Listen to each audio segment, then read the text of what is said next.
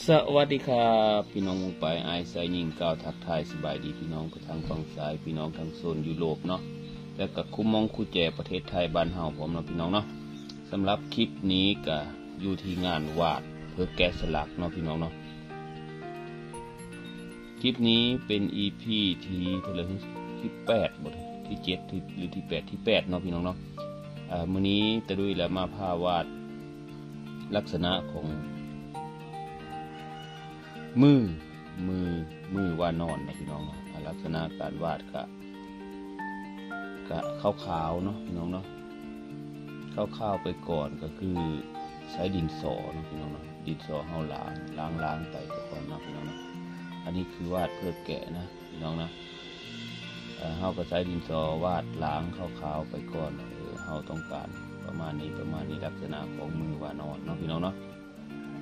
ขอบคุณขอบมกขอบเจอพี่น้องปองไปได้ให้ชายหญิงคู่คนนะครับเนาะที่แวะเข้ามาเป็นกำลังแรงมกกำลังแรงเจอ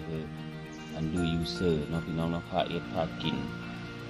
มีกำลังแรงเจอเอสคลิปต่อไปเนาะพี่น้องเนาะอย่าลืมเลยพี่น้องกดไลค์กดแชร์กดซับสไครต์กดมาหูเจอกดเลยก็กดนะว่าไงก็ดี เอามาเห็นนี่แหละกดนะเนาะพี่น้องเนาะขอบคุณหลายๆพี่น้องเอ้ยเนาะเอาละมีว่าอะไรใหญ่ห้างพี่น้องหลังจากที่เฮาไว้ล้างเนาะล้างรูปล้างเส้นบันไดพอสมควรแล้วก็เฮากะทำการใช้หมึกซึมนะครับเนาะใช้หมึกซึมเพื่อที่จะแหลนเส้นให้มันคมเนาะคมเข้มๆ ประมาณนั้นนะพี่น้องเนาะ